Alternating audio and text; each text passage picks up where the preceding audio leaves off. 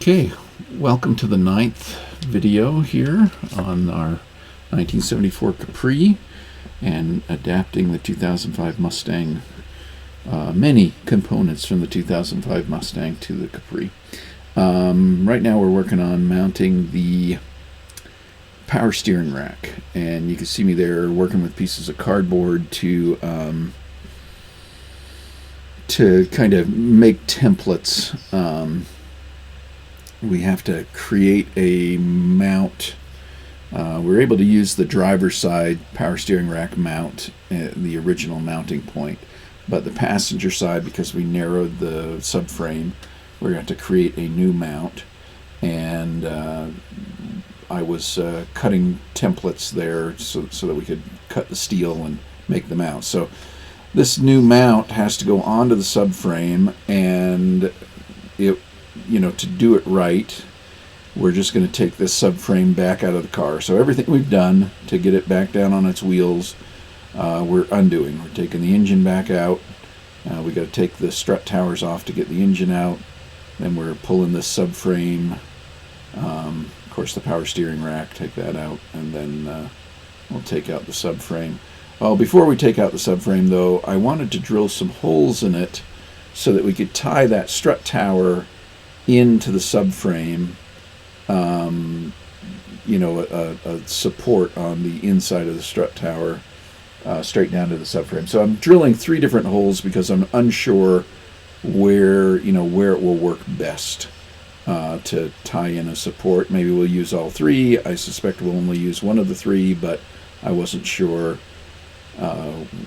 where exactly I wanted to have those holes, so I figured I'd drill 3 of them, and much easier to do with the engine out of the car. In fact, it would be about impossible with the tools I have on hand to drill those 3 holes with the engine in the car. It just would be really difficult to get through the outside wheel well and drill it that direction. So we took care of that, and we've got, they're actually big pieces of angle iron that support the actual subframe, and that's what we drilled those holes through.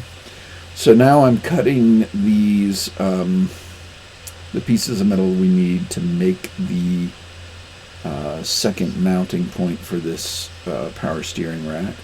And now we've got that whole subframe up here, and I'm doing some trial fittings. We keep kind of trimming the metal so that so it will fit snugly up against the new point that we're using to attach the power steering rack. Now the power steering rack ends up being offset slightly. I do not know what this does to our Ackerman angles. It looks like everything is gonna pass fairly well. So now I'm switching to the back of the car while Keaton's working on welding that subframe, and I'm putting in a center differential bracket that comes off the Mustang and will hold the differential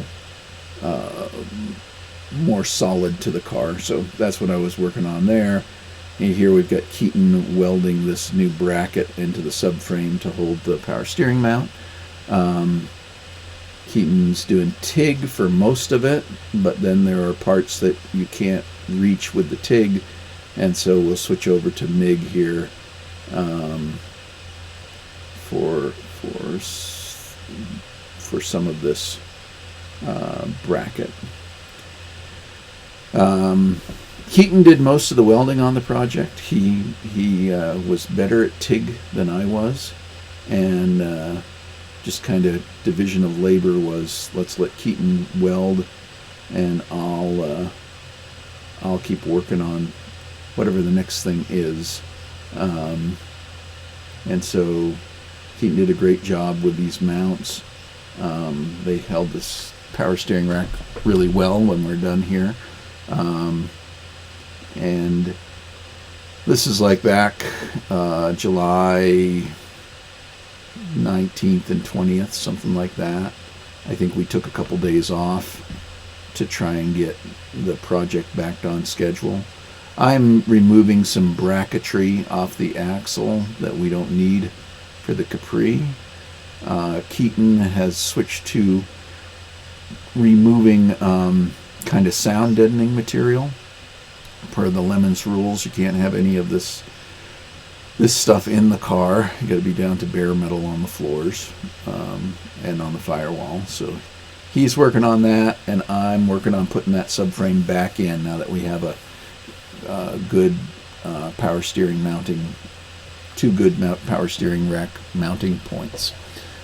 So putting back in the subframe, and Keaton's working in there on removing sound deadening.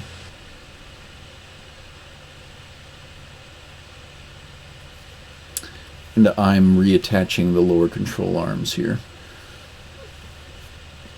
And then we'll move on to the strut towers. Yeah, just putting everything back together. Oh yeah, these are the motor mounts. I had taken those out so that they wouldn't get overheated while we were welding. So those go in, and then we're working on putting the strut towers back where they belong.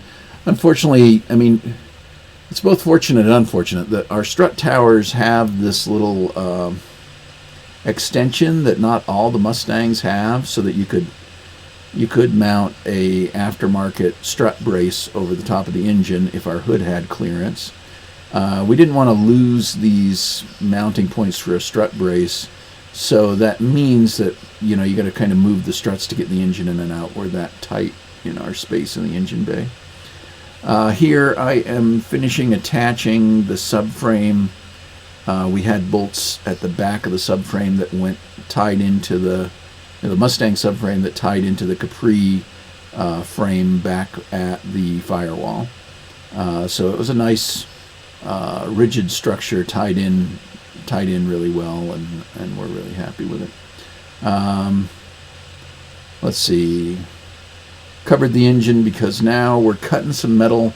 We're getting ready to put roll cage in, and we could see some rusted out points in the floor boards of the Capri. So we're going to get patches put in both of the front, towards the front of the floorboards on both the passenger and the driver side, before we get roll cage stuff in the way. So here we're kind of forming pieces of metal that will weld into. It's 1 gauge thicker than the Capri. Oh, and here I'm taking off the valve cover for on the driver's side because there's a crack in it, and we just want to double check. It ended up that the crack is back where one of the bolts go on, and it wasn't an issue. We weren't leaking from that point. We did have some oil in the valley between the two heads, and we're trying to figure out where that was coming from. More on that in a future video, but we did figure out that it wasn't coming from that head, or not that valve cover, and so we said, okay, let's put the valve cover back on, let's put the engine back in,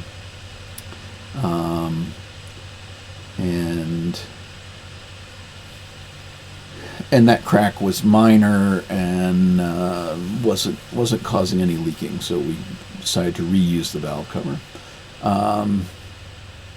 Here we're just getting that engine set back on the mounts, and now we've got Keaton and I working on these patches for the floor. Keaton starts doing some TIG welding first. Does what he can with TIG. You can see little blocks of aluminum that we set on the floor. Those blocks of aluminum are great heat sinks. Help avoid warping. And then we switched over to the Lincoln MIG, and that was not welding the sheet metal well. We later found out we just had the wrong mix of gas for the Lincoln MIG, and we resolved that not too long after that. But right now we've taken out the Hobart just shielded wire MIG and used that to finish up these patches. It wasn't like we didn't have to use the shielded gas for these parts. We could just do shielded wire. Now you'll see the transmission kind of move around. I'm working, while Keaton's working on this, I'm working on setting the angle that the engine and the transmission will kind of point down towards the differential. And what I'm trying to get is 2 degrees of tilt.